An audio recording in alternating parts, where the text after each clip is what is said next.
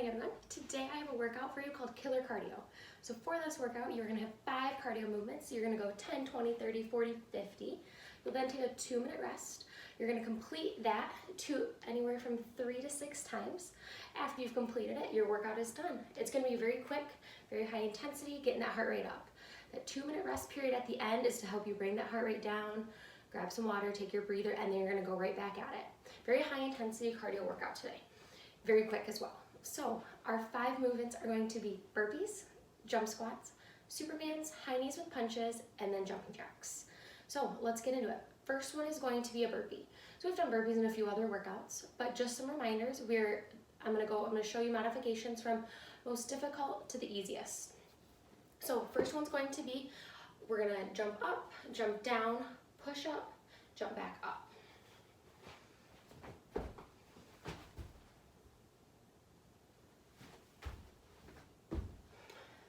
If we want to get rid of that push-up, that would be the next modification. We just go into a nice little plank position, coming back up. Next, we can either do a walkout or we can grab our ottoman or couch or something around you to bring that chest up a little bit into an elevated position. That's going to make it a little easier. So I'll show you both. First, what I'm going to do is a walkout. You're going up, walk, walk, in, up. Or you can roll your ottoman in.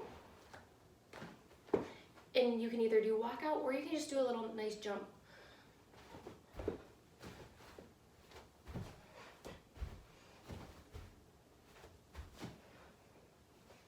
Whichever one is going to be best for you is the one I want you to choose. So many modifications. Maybe start with the hardest one the first round, and then as you get more tired, change to a different modification. I am all for that. Second one, jump squats. So for these jump squats today, we are going to make sure that our knees are going the same way our toes are. We're sitting down as if there's a chair behind us. We're squeezing that core tight, and then we're exploding off the top. I'm gonna drop my hands down to the floor in between. You can do whatever you'd like. I like dropping them down just because they feel like it gives me a little bit more momentum. So I'm gonna be squeezing my core, pushing my knees out towards the direction of my toes, sitting down.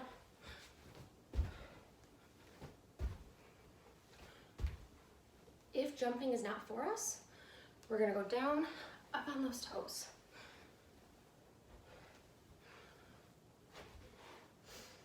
After our jump squats, we have Spider-Mans. We've done Spider-Mans as well. We can either do them from the floor or we can do them from our ottoman. Either way, instead of bringing that knee to the elbow, we're bringing that knee up and around to that elbow. So I'll show you from a few different angles. First one I'm gonna show you is just on the ground. You're gonna be in a plank position. Hands are going to be under their shoulders, core is going to be tight, glutes are going to be locked in. I'm going to take my right knee to my right elbow, going up and around, and then alternate to the other side. If I were to show you from the front,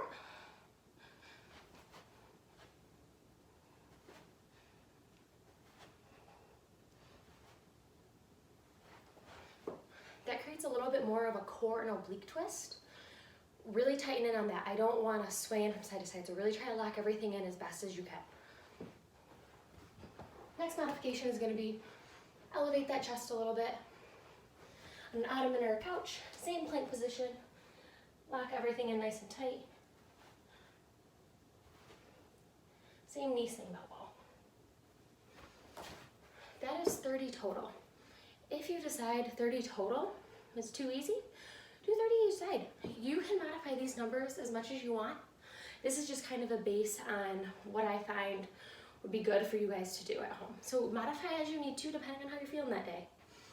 Next one is gonna be 40 seconds. So you'll need a timer for this, of high knees with punches. So if you have a set of 5-pound weights, really nothing more, you can use these. For these high knees, I want us to make sure that we're locking those hips in, our core is tight, our shoulders are back and down. And think about when we punch. I'm not doing much rotation of the core. I'm not rotating my body, so I want us to keep the same thing. Hard part is we're gonna be moving our knees now. So lock everything in nice and tight. We can start by nice and slow, keeping it nice and tight. You should feel this through the core if you're going nice and slow. If you'd like to speed it up, you're just gonna add some pace to it, or you can get into it. Either way, if you start to feel tired, our knees start to do this. Make sure those knees are getting up to as close to 90 as we can. It'll help keep the core engaged. If we're doing this is more of a running with a punch, and we start to get slack, and we start to get too relaxed up here. So make sure everything's nice and strong. 40 seconds of that. Next, we're gonna go into 50 jumping jacks. So we can just do our normal jumping jacks this way. We can do seal jacks, so arms are going up this way. We can do a step out if we're not doing jumping. And same thing, we can do that same step out but with a seal jack. 50 of those. After you've completed your 50, remember you have a 2-minute rest. Do what you need to in those 2 minutes to help bring that heart rate down, breathe, recover. Once that 2 minutes is up, go right ahead and get started again. You're gonna repeat 3 to 6 times depending on how you're feeling. I've done this a few different ways. I've done 3 rounds, taken a little break, done some different workouts in between, and then came back and finished with a few more rounds. I've done it where this is all I've done. I've done it where I do one, I do something else, I come back, I do another. You kind of mix it up however you want to. I kind of like to do at least 3 rounds together, take a little break, do something else in between, and then come back and do 2 to 3 more rounds. I find that's the most beneficial for me, but I'm leaving you with, you have 3 to 6 rounds to do. You experiment how you feel your body needs to. Enjoy the workout, and I hope you guys like it.